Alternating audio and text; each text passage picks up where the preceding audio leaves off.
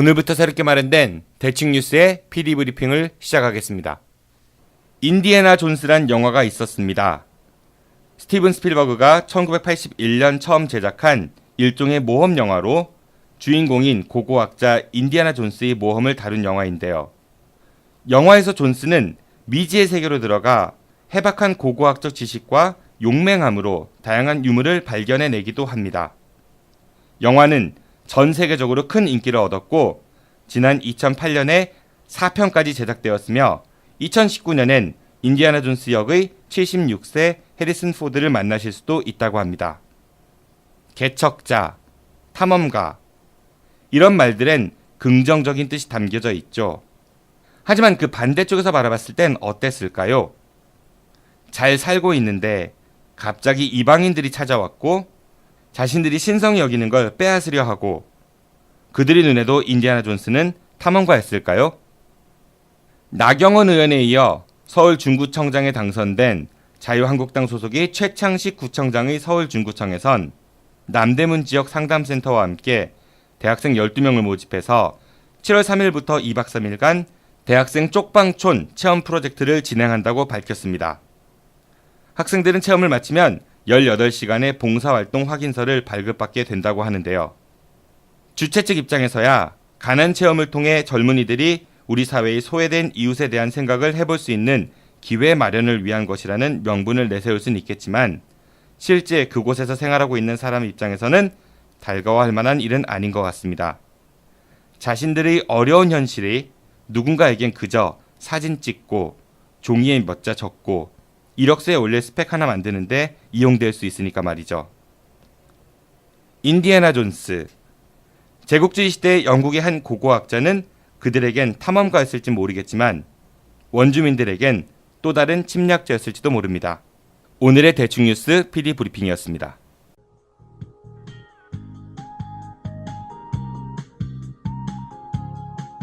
안녕하세요. 혼수, 이사, 중부권 최다 판매 매장 삼성 디도플라자 부사점입니다. 삼성 디도플라자 부사점에서 10년 경력의 혼수이사 전문 상담사의 컨설팅을 받으실 수 있습니다. 전자 제품은 인터넷이 싸다는 편견 날려드립니다. 네이버 검색창에서 대전혼수 또는 대전가전을 검색하세요. 문의 042-282-8666 대전 중구 부사 내거리에 있는 삼성 디도플라자 부사점. 팟캐스트 듣고 오셨다고 하시면 추가 혜택도 드립니다.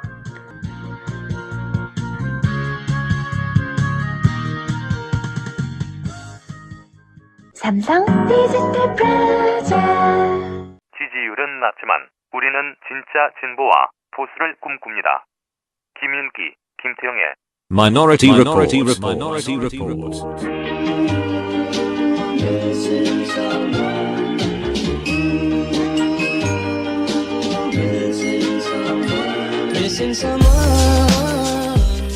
출마 대비 당선된 적이 한 번도 없는 정의당 대전시장 김윤기 위원장과 정치하다가 언제 집안을 말아먹을지 모르는 대전 지역 정치 꿈나무 김태영 바른정당 대전시장 수석부 위원장이 함께 진보와 보수의 시각으로 각자 우리 사회를 말합니다.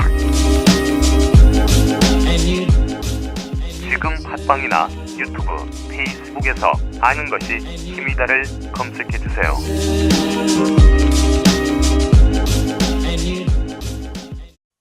이 방송은 청취자분들의 재미와 이해를 돕기 위해 현실의 다양한 사기 사례들을 참고하여 약간의 픽션이 가미될 수 있습니다.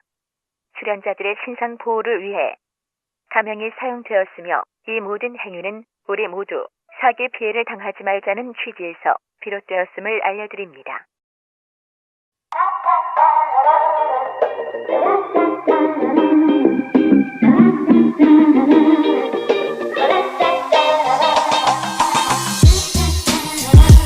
네, 2부입니다. 오늘 목요일 2부 코너 대세 코너죠. 우리 사회의 다양한 사기 사례를 통해 사기 당하지 말자는 취지에서 마련한 사기와의 전쟁.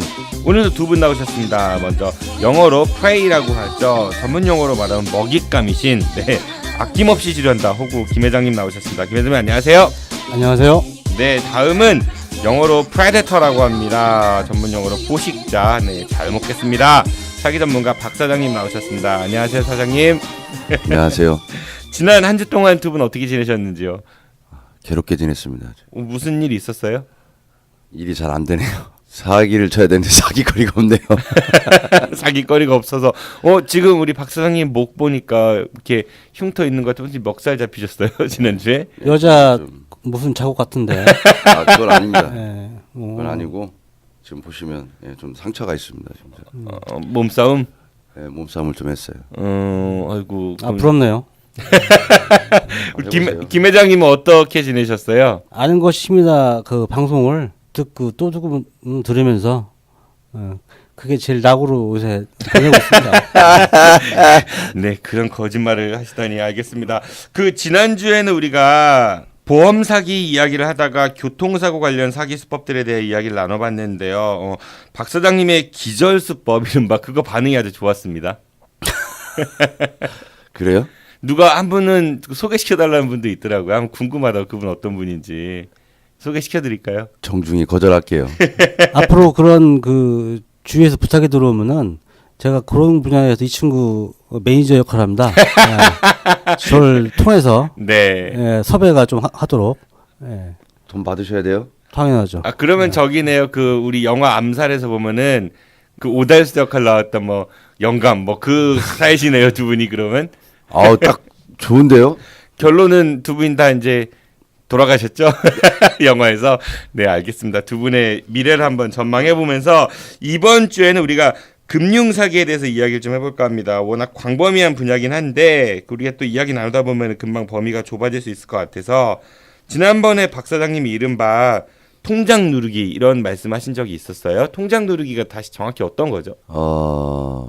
우리나라는 금융실명제입니다. 본인들이 직접 본인 통장을 개설해서 사용을 해야 되는데 뭐 세금이라든가 여러 기타 사유로 인해서 본인 통장을 사용하고 싶지 않을 때 다른 사람 통장을 빌리죠. 이게 빌린 사람이 돈이 들어오면 지급정지라든가 이런 걸로 시켜버리면 본인 통장이 돈은 내 돈인데 통장은 다른 사람 통장이고 그런 경우 당하는 비일비재한 사례죠. 아, 그러니까 그 현금 같은 게 많은 분들이 자기 드러나지 않기 위해서 이른바 차명 계좌를 그렇죠. 이용한 건데 그 명의를 빌려준 사람이 그 통장을 막아버리면 원래 돈 주인이 그걸 찾지 못한다. 그걸 통장 누르기라고 한다. 그렇죠. 주로 언제 그런 수법이 많이 쓰이나요? 근데 우리 보통 차명 빌려줄 때는 아는 사람이나 친인척 이런 사람들한테 하지 않나요? 그러면 걸리기가 쉽죠. 우리나라 검찰이 바보도 아니고 친인척이면 바로 싹 사돈의 팔촌 주사하면 그만이지 않겠습니까? 그러니까 전혀 모르는 사람 통장을 빌리는 경우가 많죠. 아, 그럼 그 모르는 사람이 변심을 할 경우에 이제 그런 그렇죠. 일이 생긴다는 거고. 그렇죠. 통장 누르기는 지금 방금 말씀하셨으니까 근데 그 우리가 흔히 하는 게 대포 통장 아닙니까? 대포 통장 그렇죠. 예, 네. 예. 그거는 사기를 치려는 사람들이 모르는 사람 통장을 이용해야 되니까 뭐 거리에 그 불황자나 실업자나 그런 사람한테 유혹을 해가지고서 통장을 뭐 만들어 주면은 뭐 몇십만 원 주겠다, 몇백만 원 주겠다, 뭐 이런 식으로 꼬셔가지고서 그런 식으로 범죄를 이용하는 게 너무 많죠. 그러니까 이른바 차명 계좌는 같은 건데 그거를 이제 누군가에게 돈을 받기 위한 차명 계좌는 대포 통장이라 불리는 것 같고, 그렇죠. 그 다음에 누군가의 돈을 꽁치기 위한 그런 통장은 뭐 통장 누르기에 쓰인 통장 이렇게 이해하면 될까요? 아, 적절합니다. 근데 우리 대포라는 말이 대포 통장, 대포 휴대폰, 대포차 이게 너무 많은데 그게 우리 사회에 뭔가 일을 하려고 하면은 정당한 일이지만은 그런 게 가장 필요한 경우가 있어요. 그렇게 하다 보니까 하다못해 이 청와대에서도 대포 전화기를 사용해가지고서 사용했다. 뭐 이런 마당에 이 사회가 어디까지 사기이고 사기가 아닌가 그런 의구심이 회장님이 후보 같은 말씀이 아니신데요.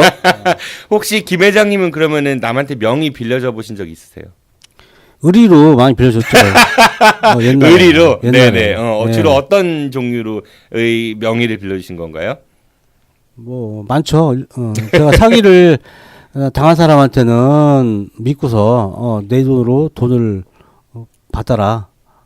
받아가지고서 그러니까 그전에는 제 그 취한 사람들이 뭐 압류가 됐거나 부도를 맞아가지고 통장을 사용을 못하니까 제 걸 좀 빌려달라. 근데 보통 사람들은 그거 따지는데 저는 뭐 워낙 그때 당시 뭐 지금도 그렇지만은 의리고 부탁하면 거절을 못해서 과감하게 빌려주죠. 그러니까 이른바 그분이 자기 통장으로 돈을 받으시면 돈을 뺏기니까 그렇죠. 대신 받아주셨다 통장으로. 그 주위에 그 지인이나 친한 분들이 사정이 생겨가지고 내가 통장을 사용 못하니까 좀 네 것 좀 쓰자. 그러면은 그런 경우에는 뭐 전 아무 생각도 안 하고 허락을 해서 쓰게 해주죠. 뭐 돈 받고 빌려준 것도 아닌데 그런 거야 뭐 상관없습니다. 그러니까 그렇죠. 근데 어떤 경우는 아예 통장을 새로 이제 개설해서 준다라든지 아니면은 뭐 카드를 만들어 준다라든지 그런 거는 현행법으로 엄격하게 처벌을 받는 걸로 알고 그거는 있습니다. 사기나 뭐 대포 통장으로 처벌을 받을 때는 그 빌려준 사람이 수익이 있어야 돼요. 그 통장으로 인한 수익이. 근데 은행 가면은 되게 경고 딱 해갖고. 네, 근데 그걸로 인해서 이제 불법 자금들이 왔다 갔다 하니까. 그러니까 개설 자체만도 처벌받을 수 있다고 이렇게 딱 돼 있던데. 아닙니다. 쉽게 그렇게 처벌하지 못합니다. 그래요? 네, 경찰이 조사를 해야 되는데 자 그러면 A라는 사람이 통장을 개설하고 카드까지 만들었어요. 그 대포 통장 모집책한테 당했어. 우리가 돈을 얼마 줄 테니까 통장을 보내라. 근데 돈이 안 들어왔어요. 네, 처벌은 받습니다.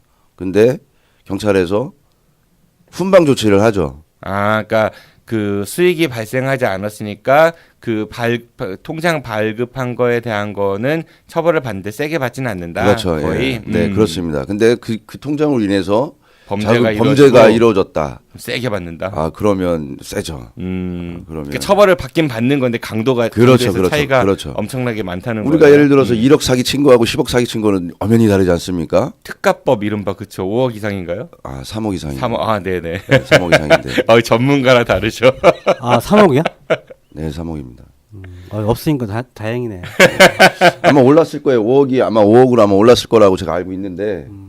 근데 그것도 단일 사건입니다. 단일 사건. 예를 들어서 제가 1억을 5명을 사기를 쳤다. 그거는 뭐 그냥 특가가 아니라 사기입니다. 그래서 박 선생은 3억 이하로 치는구만. 저는 사기 안 칩니다. 제가 말씀드렸잖아요, 회장님. 사기를 관찰만 하는 거죠. 연구하고. 그렇죠. 전문가로서.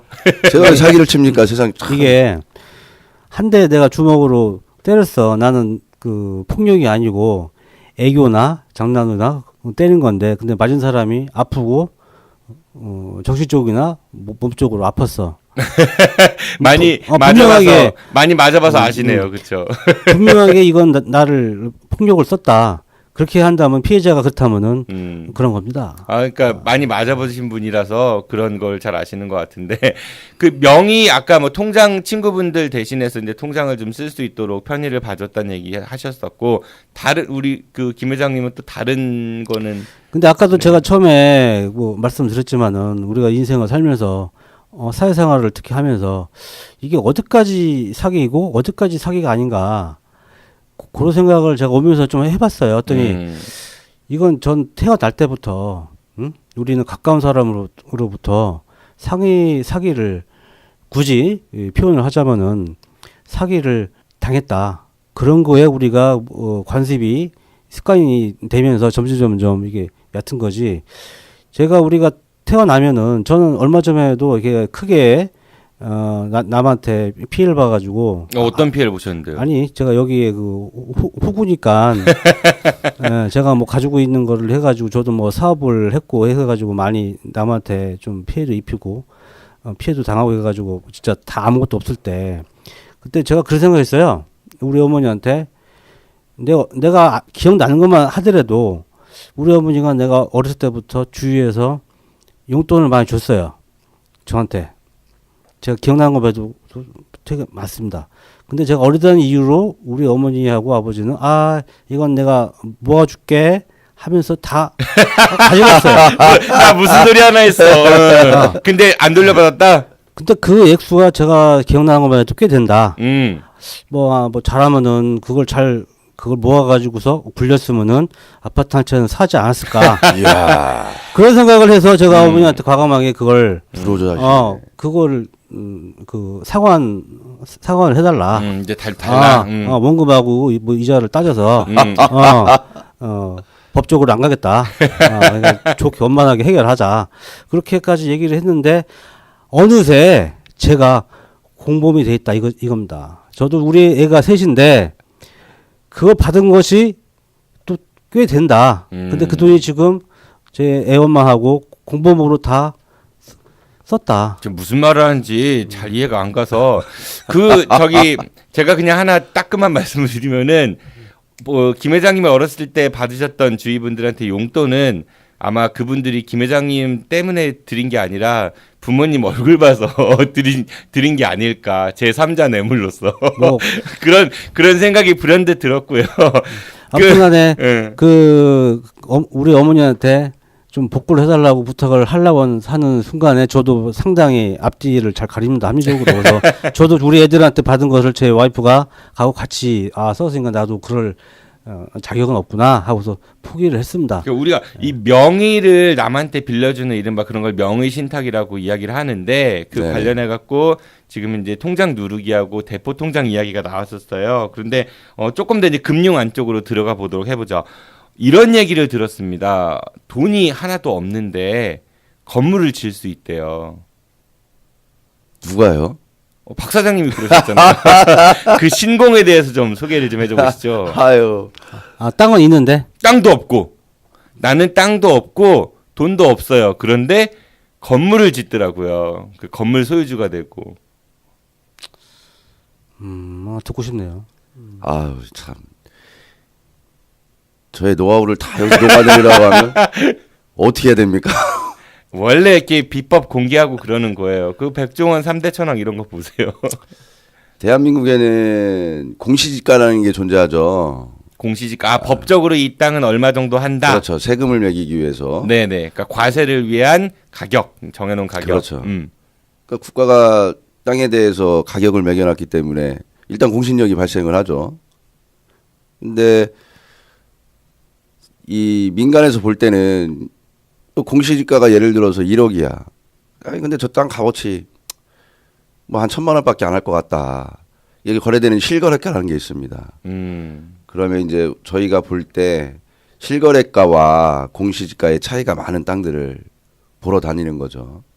그러면 감정도 공시지가를 기반해서 낼 수밖에 없거든요. 이게 물론 제가 감평사가 아니기 때문에 제가 지금 말씀드린 건 뭐 100%는 아니지만 그러면 좀 땅을 실거래가가 좀 싼 땅들은 대출을 좀 많이 받을 수 있겠죠. 공가라는 게 있으니까. 아, 그러니까 원래 이거는 공시지가가 1억으로 잡혀 있는데 실제로는 1,000만 원도 안에 거래가 거의 그렇죠. 없는 땅인데 그걸 이제 감정평가는 어차피 법적으로 1억이 잡혀 있으니까 그렇죠. 그걸 기준으로 해서 대출을 받는 은행에서 거죠. 담보대출을 받는다. 최대한 많이. 그렇죠. 뭐 예를 들어서 1억이 뭐 아무리 못해도 50%는 받지 않겠습니까? 1억이니까 5천만 원 정도는 담보대출을 받는다. 그렇죠. 네. 5천만 원 받아서 땅값 치르고 등기비 하고 이것저것 돈 쓰면 돈이 좀 남겠죠. 그러네. 그럼 땅도 소유하고 돈도 남네요. 네, 이제 그 돈으로 이제 공사를 시작을 하는 거죠. 건물을 짓기 시작을 하는 거죠. 근데 몇 천만 원 갖고 건물 짓기는 어렵잖아요. 아니죠. 이제 그렇게 되면 건물을 짓고 있지 도면을 다 그려서 건물을 짓고 있지 않겠습니까? 네. 그럼 다시 또 은행을 들어가는 거죠. 자, 내가 여기에 이러이러한 건물을 지을 거고 뭐 이러이러해서 이제 프로젝트를 딱 짜서 은행에 들어가서 프로젝트 파이낸싱. 그래서 우리가 PF라고 하죠. 아, 프로젝트 파이낸싱의 줄임말 PF. 그렇죠. 갖고 들어가서 이런 공사를 지을 건데 돈 대출해 줄 수 있겠냐. 아까 은행에다가 이 땅도 내 땅이고 내가 지금 이런 건물을 짓고 있는데 뭐 예를 들어서 한 5층짜리를 질 거고 1층에는 뭐가 입점, 2층에 뭐가 그렇죠. 입점, 뭐 이렇게 상권도 있고 그렇죠. 그리고 위에는 주택도 다 해갖고 그렇죠. 분양이 다 되면은 돈이 많이 벌 거니까 그렇습니다. 여기에다가 돈을 좀 빌려줘. 네. 그래서 그럼 은행이 돈을 이제 빌려주겠죠. 이걸 건물을 다 짓습니다. 네. 뭐 그리고 그 지은 건물들 중에 분양을 해서 은행 돈 다 갚고 그럼 이제 수익이 남을 수도 있겠죠. 일단 수익이 안 나도 제 돈은 한 푼도 들어간 건 없으니까 그 건물은 생겼고. 건물은 생겼고 뭐 그렇게 하나 주면 건물 하나 뚝딱 완성되는 거 아니겠습니까? 그런 시기 저도 참 지금 얘기 들어보니까 그런 얘기를 옛날에 한번 들어본 것 같아요. 근데 그건 하도 그런 식의 그런 방식의 사기나 뭐 그런 거를 하도 많이 듣다 보니까 요새는 금융에서도 웬만한 PF는 뭐 말도 못 꺼내고요. 아마 그 방식은 20세기 말에는 됐는데 지금은 좀 어렵지 않을까. 금융도 사람입니다. 예, 사람이 움직이는 일에는 돈이 들어가고 돈이 들어가면 꼭 받은 사람은 해줘야 될 의무가 생기게 되죠. PF 지금 뭐 PF 하는 은행은 없습니다. 하지만 예를 들어서 이명박 정부 때 이게 굉장히 좀 성행하지 않았나요? 그랬죠. 예, 뭐 토목공사도 마찬가지 아니겠습니까? 4대강 일단 들어가요. 뿐만 아니라 은행에서도 규제도 되게 많이 풀렸던 것 같고 이른바 양적 완화 정책이라고 해서 그렇죠. 그런 것들이 아주 비일비재합니다. 참 보면은 이게 요새 4대강 뭐 사업이고 뭐가 나왔는데 우리가 아는 상식적으로는 이게 야 이렇게 하면은 사기고 돈이 떼이는데 뭐 그런 게 참 많은데 그걸 뭐 정권 하에서 뭐 에너지 사업이고 자원 개발이라는 예를 들어서 그런 명분 하에서 비상식적으로 너무 많은 우리나라 세금을 투자해 가지고서 날리고 뭐 그런 게 참 많았잖아요. 네. 예. 그런 거 보면은 이 사회 그거 보면은 참 아까 제가 말씀드린 어디까지가 사기고 어디까지 아닌가 하는 그런 퀘스천 마크가 항상 있습니다. 회장님 분명히 말씀드렸잖아요. 일이 성공이 되면 사기가 아니고 하다가 일이 좌절이 되면 사기가 되는 겁니다. 우리 김 회장님이 점점 호구에서 이제 무슨 시사평론가로 입장을 바꾸려고 하시는 것 같아. 일례로 제가 아는 분이 저온창고라는 게 있습니다. 아, 농촌에 가면은 수확한 거를 보관하기 위해서. 그렇죠. 네네. 이 가까운 데만 가도 이제 예를 들어서 옥천 시골이지 않습니까? 네. 옥천의 주상품이 뭡니까? 옥천 뭐 포도도 있고, 예, 깻잎도 있고. 이 모든 농산물이 저온창고에 들어가야 유통이 되지 않겠습니까? 보관을 해야 되니까. 그래서 정부에서는 저온창고를 짓는데 아주 막대한 돈을 지원을 해줍니다. 보조금 준다고 들었습니다. 네, 네네. 똑같습니다. 그러면 땅이 뭐 옥천이 얼마나 비싸겠어요. 땅이. 네. 일단 삽니다. 자연녹지, 뭐 산, 임야 이런 걸 사요. 그때는 물론 뭐 내가 돈이 없으면 빌려서라도 사겠죠. 자, 대지로 전환을 합니다. 아까도 말씀드렸지만 공시지가가 엄청나게 뛰겠죠. 전환은 이 간단한 문제인가요? 간단하지는 않지만 공사를 해야죠. 지금은 실질적으로 토목공사를 해야 되는데 업자들도 이걸 토목공사하면 지가가 얼마가 올라가고 뭐가 나온다는 걸 다 알기 때문에 외상으로 공사를 해줍니다.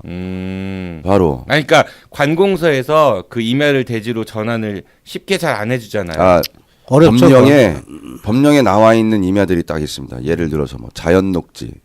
우리가 보존산지, 준보산지 이런 거는 개발하기가 힘들지만 계획관리지역 하여튼 그런 전문 용어가 좀 있긴 하지만 또 봐야 됩니다. 봐서 그 산을 개발이 용이한 산을 사는 겁니다. 우리가 법을 어겨가면서까지 개발을 할 수는 없지 않습니까? 법령에 이딴 개발해도 돼. 자, 근데 현재 상태는 임야기 때문에 금액이 싸죠. 당연한 거 아니겠습니까? 세상에 공짜는 없죠. 그걸 다 공사를 하려면 돈이 많이 들어가는데 대지로 전환을 하려면. 하지만 대지로 전환을 했을 때 얼마가 나온다라는 것도 공사업자들도 뻔히 다 알고 있는 상황이기 때문에 많이 일을 해보니까 그렇죠. 저기에다가 지금 저 사람이 돈이 없어도 저게 대지로 전환되면 저게 얼마큼 뛸 거니까 돈을 뽑을 수 있다. 그렇습니다. 그런 이제 통박 아래 그 공사를 진행을 하죠. 근데 공사를 진행하면서 위에다 무엇을 짓 건지를 관공서에다가 신고를 해야 됩니다. 허가를 득을 해야 돼요. 그러니까 임야에다 지을 수 있어요? 대지로 전환되기 전에? 이미 땅만 대지로 전환할 수가 없어요. 위에 건물을 무엇을 질 건지를 주무관청 뭐 예를 들어서 아니 그러니까 제 질문은 뭐냐면은 임야 위에 건물을 지을 수 있냐고요. 있죠. 그러니까 일단은 대지로 전환하기 전에 건물부터 진다는 얘기 아니에요. 땅을 지고 건물을 져야만 대지로 전환이 되는 겁니다. 그러니까 일단 산이 있는데 그 산을 깎고 거기에 건물 지은 다음에 대지로 전환 신청을 하는 거다. 건물이 다 져야만. 예, 준공. 그러니까 토지 건물에 대한 준공 필증이 나와야 대지로 전환이 되는 겁니다. 신고를 할 때. 네네 이제 이해했어요. 네, 그러면 관공서에서 건물을 짓기 시작한다. 내가 아까도 말씀드렸지만 저온 창고를 짓는다. 그러면 지원금이 나옵니다. 공사 금액이 예를 들어서 내가 뭐 1억이 들어간다. 그러면 지원금은 한 8천, 7천, 그러니까 7, 80% 정도 선에서 지원금을 하는데 이제 업자가 2억짜리 견적서를 써서 집어넣죠. 아까 저온창고 실제로 짓는 데는 1억 들어가는데 그 부풀려 그 2억짜리를 차리를 집어넣죠. 어. 그러면 뭐 80% 알았어 1억 6천. 오케이. 그러면 네. 건물 짓는데 8천이면 짓는데 1억 6천 받았지 않습니까? 네. 그럼 그거 남은 돈으로 그 땅값 나머지 짓고 다 하면 이제 건물 내 돈 안 들이고 버듯하게 건물 짓지 않겠습니까? 네. 그런 다음 대지를 전환시킨다. 그럼 대지를 전환시키는 거죠. 자, 그런 다음에 이제 운영을 합니다. 저온창고를 실질적으로. 그러면 또 운영비도 국가에서 지원을 해줘요. 운영 잘하라고.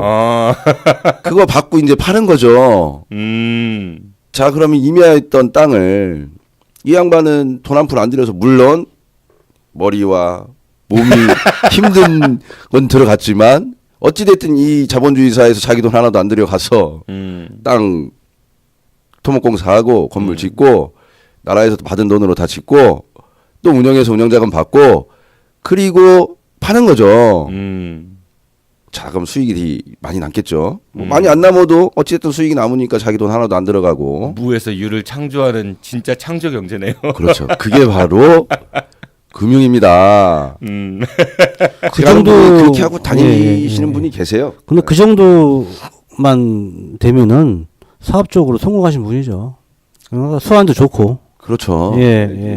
돈 없이 짓는 방법입니다. 근데 그 정부 지원금이나 뭐 그런 걸 받아가지고서 자기 개인적인 뭐 딴 용도로 쓰고 그게 문제가 되는 거지. 맞습니다. 그게 사기입니다. 아까 말씀드렸지 않습니까? 그렇게 해서 일이 안 되면 사기고. 안 걸리면은 성공한 거고. 그렇죠. 단속에 걸리면 사기고. 그렇습니다. 근데 그렇죠. 근데 우리 흔히 하는 얘기로 뭐 여자 관계에 그 바람을 핀 사람, 이 세상의 남자는 바람을 핀 사람과 아니 걸린 놈과 안 걸린 놈 그 차이가 네. 이런 말 있잖아요. 마찬가지로 이런 그 사업이나 투자나 사기도 마찬가지예요. 제대로 해가지고서 돈을 뭐 과정상에는 조금 뭐 편법이나 그런 거 있지만은 성공하면은 그건 사기꾼 아니고 성공한 사업가고 그게 안 되고 과정상에서 좀 하면은 그게 사기꾼 되고 하는 거죠. 그런 경우가 참 많죠. 예, 그리고 제가 이 얘기하니까 제가 그 생각 나는데 참 그 고난도의 그런 그 정부 자금을 활용해 가지고서 돈을 착복한 사람들이 참 많아요. 그 중에 한 얘기가 제가 기억나는 게 뭐냐면은 그 땅을 1년이나 2년 안에 두면은 이 보상을 받는 땅이 있습니다. 정보가 중요하죠. 예. 그런 땅이 있어요. 뭐 철도를 놓는다든지 공공사업을 위해서. 그러면 그 사업을 미리 좀 어느 정도 파악을 해서 그 땅 주인하고 논밭 주인하고 협의를 합니다. 여기다가 내 돈으로 비닐하우스를 짓겠다. 작물 농사를 짓기 위해서 특용작물 해가지고 최신식 뭐 퍼지나 그런 걸 센서 넣어가지고서 비닐하우스를 다 짓겠다. 내 돈으로. 그리고 운영을 한 1년인가 하겠다. 해본 일이신데? 아니 뭐 그런 게 있어요. 하겠다 해가지고서. 그래서 명의 빌려주셨어요? 아니, 난 땅이 없으니까. 근데 그렇게 돼가지고 그러면 그 사람이 자기 돈으로 거기다 비닐하우스 대형화를 설치를 다 해요. 그런 다음에 보상이 나오는 시기에 돈이 얼마 나오면은 너 몇 프로 주고 나 몇 프로 나 줘라. 뭐 이렇게 해가지고서 돈을 꽤 버는 사람도 있고. 근데 그게 또 자꾸 되다 보니까 나라 정부에서도 그걸 의심을 해요. 그렇게 되면 나중에 또 그 검증 절차가 더 복잡하죠. 나중에 보니까 그 친구 가서 얘기 들어보니까 지금은 나오면 항공 촬영을 한대요. 그래가지고 이 비닐하우스가 언제부터 있었는지, 언제 후부터 생겼는지 그걸 또 그걸 그 기록을 남겨가지고서 그걸 검증을 하더라고요. 그래도 그걸 또 피해 가요 또. 참 대단하죠. 1년에 한 번씩 항공 촬영을 합니다. 그래서 거기에 요즘 그래서 가건물 이런 거 벌금을 굉장히 많이 맞는 이유가 그러니까 허가 안 받고 이렇게 컨테이너 세워놓고 이런 그렇죠. 거 말씀하시는 거죠? 컨테이너는 뭐 건물이 아닌데 땅에 기둥이 꽂혔다. 그러니까 컨테이너는 괜찮은 거예요? 컨테이너는 괜찮습니다. 움직일 수가 있기 때문에 이동이 가능하죠. 그럼 컨테이너로 집 지어도 그거는 허가 안 받고 아 그렇습니다. 예. 오. 그건 내 땅 위에다가 놓은 그냥 가건물이라는 표현이 아니라 이동식 건물인 거고 우리가 흔히 가건물이라는 거는 이제 말뚝을 박은 거죠. 땅에 움직일 수가 없죠. 근데 허가를 안 받고 가건물을 졌다. 항공 차량이 찍혔다. 피세요. 라고 바로 날라오죠. 안 그러면 매번 가태료를 맞으니까 많이 강화가 됐습니다. 조금 전에 김 회장님 말씀하신 대로 그 흔히 그런 말들 많죠. 정부 돈이 눈먼 돈이다 이런 얘기들 굉장히 많이 하고 또 실제로 다양한 분야에서 정부 지원금 가지고 이렇게 이른바 장난치는 세력들이 많이 존재하는 것 같아요. 겉으로는 아닌 척해도 있습니다. 그거 빼먹으려고 저도 최근에 어떤 문화예술 쪽이었는데요. 그 지원금 1,000만 원을 받기 위해서 사업자 이름을 그러니까 가라로 만들어갖고 뭐 그런 모의 작당을 하는 걸 옆에서 봤거든요. 그러니까 답답한 거죠. 그러니까 다른 한편으로는 우리나라가 뭐 문화계 블랙리스트 관련해갖고 지원이 어떻다고 해서 굉장히 이제 말이 많았는데 또 다른 한편에서는 저런 짓들을 하고 있으니 그러니 대다수의 그런 지원이 필요한 분들이 피해를 보는 거예요. 결국은 그 소수의 몇 명들 때문에. 좀 안타깝다는 그렇죠. 생각이 듭니다. 저렇게 FM적인 생각만 하시니까 참 출연하기가 자꾸 싫어져요. 근데 문제는 그런 사람들의 그 정부 자금을 좀 빼서 뭐 유용하다든지 뭐 그런 돈은 그런 사람들한테 얘기 들어보면은 야 꼭 그런 식으로 너 살래? 뭐 그런 얘기를 하면은 항변을 해요. 뭐라고 하냐면은 우리가 하는 돈은 뭐 몇억이나 몇십억이나 뭐 거기다. 근데 정부는 권력자들은 그런 명분을 삼아가지고 뭐 에너지 뭐 무슨 공사에서 해외에다가 땅 사가지고 개발한 데 가지고 몇백억 몇천억씩 해가지고 날려도 누가 하나 다치냐. 그러니까 이게 되게 속상한 거야. 이런 식으로 왜냐면은 되니까 이게 쟤는 더 먹으니까 내가 좀 먹은 게 무슨 문제냐 이런 얘기인데 사실 뭐 그런 마음이 들 수 있죠. 근데 그런 마음이 드는 이 세상이 참 속상한 거예요. 윗물이 안 맑은데 뭐 그거 가지고 우리한테 뭐라고만 하냐. 태초에 뭐 그런 식으로 얘기를 하면은 태초에 이렇게 성선설을 주장하는 사람들 같아요, 다들. 아우, 이게 무슨 나라가 생김으로 인해서 그러한 사기꾼들이 활동을 해야만 그 사기를 가지고 또 법을 만들고 더 좋은 세상을 가꾸는 거지. 그 지하 경제 활성화 그 박근혜 대통령이 그 후보 시절에 양성화를 잘못 얘기해갖고 지하 경제 활성화.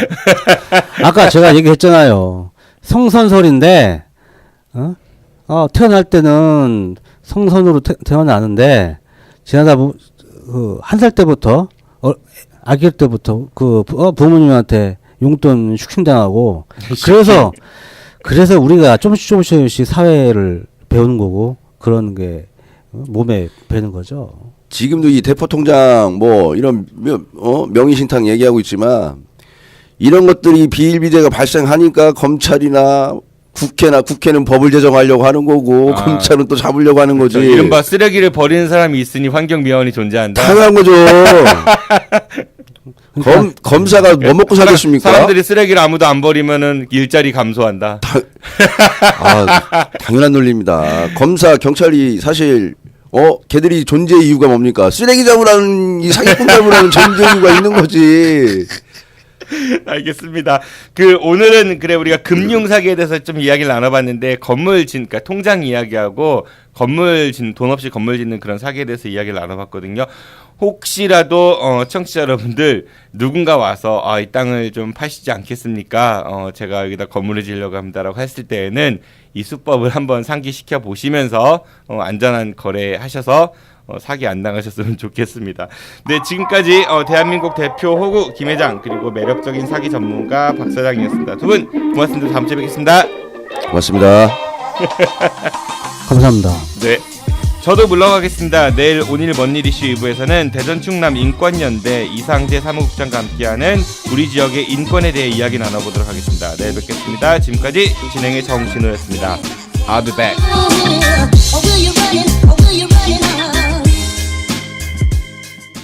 끝난 줄 알았지. 여러분의 참여를 기다립니다. 팟빵이나 유튜브, 페이스북에서 아는 것이 힘이다를 검색해 주세요. 청취 후기나 출연 신청, 제보 모든 것을 환영합니다.